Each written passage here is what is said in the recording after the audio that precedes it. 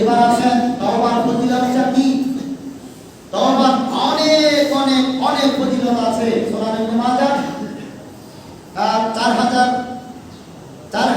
4250 নম্বর হাদিস রাসূল সাল্লাল্লাহু আলাইহি ওয়াসাল্লাম বলেছেন, আত-তাইবু মিনাদ দাবি কামান লা দাব্বা লাহু। যদি কেউ পাপ করার পরে তওবা করে, ওই ব্যক্তির মর্যাদা আর যে জীবনে কোনো পাপ করে নাই তার মর্যাদা আল্লাহর কাছে সমান হয়ে যায়। কথা কি বুঝতেছেন? পাপ করার পরে তওবা করলে যেই রকম মর্যাদা, আর যে জীবনে কোনো পাপ করে নাই তার মর্যাদা আল্লাহ সমান করে দেয়। কারণ আমরা তো জানি ইবলিস বান্দার পিছনে আমি লাগিয়ে দিয়েছি। ইবলিস বলে, আল্লাহ তোমার ইজ্জতের কসম করে বলছেন, ইসলাতু ওয়াসাবি, আমি তোমার ইজ্জতের কসম করে বলেছি, তাদের দেহে, মানুষের দেহে যতক্ষণ পর্যন্ত প্রাণ থাকবে ততক্ষণ পর্যন্ত আমি তাকে পথভ্রষ্ট করব। এমনকি মানুষ যখন মৃত্যুবরণ করে তখন ইবলিস কি করে? উপস্থিত হয়। ওই মুহূর্তেও সে যেন কালেমা না পড়ে ঈমানের হালাতে মৃত্যুবরণ না করে ওই সমস্ত প্রচেষ্টা করে। এর বাস্তব উদাহরণ আল্লাহ রাসূল সাল্লাল্লাহু আলাইহি ওয়াসাল্লাম দিয়েছেন। আবু তালেব যখন মারা গেলেন, আল্লাহ রাসূল সাল্লাল্লাহু আলাইহি ওয়াসাল্লাম বলেছেন, চাচা আপনি কালেমা পড়েন। আর আবু জাহল বলতেছে, আবু তালেব এই মৃত্যুর পূর্বক্ষণে তুমি কি বাপ-দাদার ধর্ম ছেড়ে যাবে? তার মানে কি? এটা তো বাস্তব উদাহরণ। ঠিক এই রকম করে মৃত্যুর সময় ফেরেশতা আছে, আবার শয়তান আছে। শয়তান ওই আল্লাহর কাছে বলেছে, আল্লাহ তাদের দেহে প্রাণ থাকা পর্যন্ত আমি তাদেরকে পথভ্রষ্ট করব।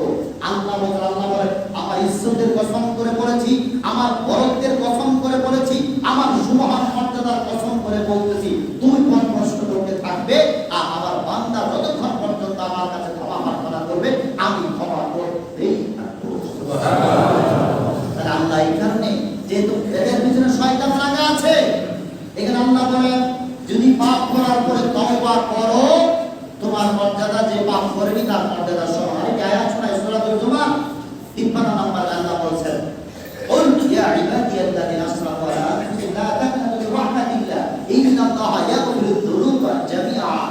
যারা অনেক অনেক পাপ করেছে, আমি বলতেছিলাম যে ভুল পাপীকে আল্লাহ ক্ষমা করবে, আর ভুল পাপীকে ক্ষমা করবে না। আসলে কথাটা এরকম না। সকল পাপীকে আল্লাহ কি করবে? ক্ষমা করবেন। কাকে করবেন এরকম নয়। কত বড় পাপ সেটা দেখার বিষয় নয়। এই আয়াতের আগে আপনাকে আরেকটা হাদিস শোনাই। হাদিস সহিহ বুখারী। আল্লাহ রাসূল সাল্লাল্লাহু আলাইহি ওয়াসাল্লাম বলেছেন, লাম্মা খালাকাল্লাহুল খালকা কাতাবা ফি কিতাবিহি ওয়া হুয়া ইনদাহু ফাওকাল আরশ ইন্না রাহমাতি গালাবাত গাদাবি। আল্লাহ রাসূল সাল্লাল্লাহু আলাইহি ওয়াসাল্লাম বলেছেন, আল্লাহ রাব্বুল আলামিন যখন খালাকাল খালকা, এই মাখলুকাতকে সৃষ্টি করলেন, তখন একটা চিরমুখ লাগলেন, একটা মুসলার বেষ্টন ব্যানার লাগলেন। ওই ব্যানার কোথায় আছে? তার পাশে আরশে লেখা। আমরা যখন মাহফিল করি, মাহফিল স্টেজে গুরুত্বপূর্ণ বাণী দিয়ে দেই না? ঘরের আশেপাশে কিংবা স্কুল কলেজে বিভিন্ন জ্ঞানী গুণীজনের উক্তি, কোরআন এবং হাদিস ইত্যাদি লিখে আমরা বেষ্টন বানিয়ে ঝুলিয়ে দেই। আল্লাহর আরশে একটা বেষ্টন আছে, একটা ব্যানার আছে। কথা কি বুঝতেছেন? তাহলে আল্লাহর আরশে যে বেষ্টন এবং ব্যানার, ওখানে সবচেয়ে গুরুত্বপূর্ণ কথাটা লেখা আছে। ওখানে সবচেয়ে গুরুত্বপূর্ণ লেখাটা কি জানেন? ইন্না রাহমাতি গালাবাত গাযাবি। আমার রহমত আমার ক্রোধের উপর বিজয়ী হবে, আমার রাগের উপর বিজয়ী হবে। আমি বান্দার উপর যতই রাগ করি না কেন, আমার রহমত ওই রাগের থেকে, ক্রোধের থেকে রহমত কি বেশি? আল্লাহ বেষ্টন, যেটা আরশের মধ্যে আল্লাহ তার পাশে ঝুলিয়ে রেখেছেন। এবার আছে ওই আয়াতটা অনুবাদ করি। আল্লাহ রাব্বুল আলামিন নবী মুহাম্মদ সাল্লাল্লাহু আলাইহি ওয়াসাল্লামকে বলেন, কুল, হে আপনি বলুন, কুল ইয়া ইবাদিয়াল্লাযিনা আসরাফু, হে আমার পাপী বান্দারা, যারা জুলুমের মানুষের উপর অনেক বেশি জুলুম করেছ। আয়াতের ভাষাটা আপনি খেয়াল করুন। কুল ইয়া ইবাদিয়াল্লাযিনা আসরাফু, হে আমার পাপী বান্দারা। পাপী বান্দাদেরকে আল্লাহ কি বলেছেন? আমার বান্দা বলেছেন। কথা কি বুঝতে পারলাম? বাবার একটা ছেলে যতই পাপী হোক, মায়ের একটা সন্তান যতই খারাপ হোক, মা কি ওই সন্তানটাকে পরিচয় না দিয়ে পারে? সন্তান পরিচয় দেয় না।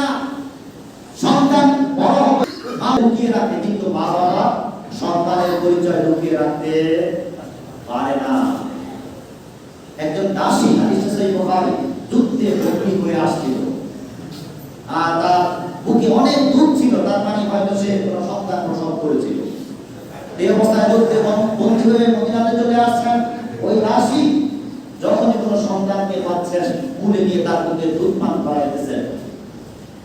আল্লাহ রাসূল সাল্লাল্লাহু আলাইহি ওয়াসাল্লাম সাহাবীদেরকে বলেন, আমার সাহাবায়ে শুনো, এই মহিলা, এই যে দাসী, সে তার সন্তানকে আগুনে নিক্ষেপ করতে পারে, ধ্বংসের দিকে ঠেলে দিতে পারে। আল্লাহর সাহাবা বলেন, না ইয়া রাসূলুল্লাহ, সে মা তার সন্তানকে ধ্বংসের দিকে ঠেলে দিতে পারে না। আল্লাহ রাসূল সাল্লাল্লাহু আলাইহি ওয়াসাল্লাম বলেন, এই দাসী তার সন্তানের প্রতি যতটা মহব্বত, আল্লাহ তার বান্দার প্রতি এর থেকেও বেশি মহব্বত করেন। তার প্রমাণ কি? এই আয়াত আল্লাহ পাপী বান্দাদেরকে বলছেন, ইয়া ইবাদিয়াল্লাযিনা আসরাফু, হে আমার পাপী বান্দারা। পাপীদেরকে আল্লাহ বলেন, তোমরা আমার বান্দা, আমার বান্দা। কথা কি বুঝতেছেন? কথায় কতটুকু দয়া মায়া দিয়ে আল্লাহ বলেছেন, হে আমার পাপী বান্দারা, লা তাকনাতু মির রাহমাতিল্লাহ, আল্লাহর রহমত থেকে তোমরা নিরাশ হয়ো না। অনেক অনেক অনেক পাপ করেছো, এই বলে তোমরা নিরাশ হয়ো না, হতাশ হয়ো না। ইন্নাল্লাহ ইয়াগফিরুয যুনুবা জামিআ, আল্লাহ তোমাদের জীবনের সমস্ত গুনাহকে মাফ করে দিবেন। সব মাফ করে দিবেন। শুধু কি মাফ করে দিবে? শুধু কি মাফ করে দিবে? সূরাতুল ফুরকানের ৭০ নম্বর আয়াতে দেখেন আল্লাহ কি বলেছেন, ইল্লা মান তাবা, যারা তওবা করে, ওয়া আমানা, ঈমান আনয়ন করে, ওয়া আমিলা আমালান সালিহা, সৎ কর্ম করে। কয়টা শব্দের কথা বলা হলো? তিনটা। তওবা করে, ঈমান আনয়ন করে, সৎ কর্ম করে। তাহলে ফজিলত থেকে আল্লাহ গুনাহ মাফ করে দিবেন? এখানে কি কথা বলা হয়েছে? না। তার মর্যাদা বাড়িয়ে দিবেন? না। তো গুনাহ মাফ করবেন, মর্যাদা বাড়িয়ে দিবেন। এবার কথা হলো অধিক পাপ কি হবে? ফাউলাইকা ইউবাদদিলুল্লাহু সাইয়্যাতিহিম হাসানাত, আল্লাহ রাব্বুল আলামিন ওই পাপী বান্দার অতীত জীবনের সমস্ত পাপকে সওয়াবের দ্বারা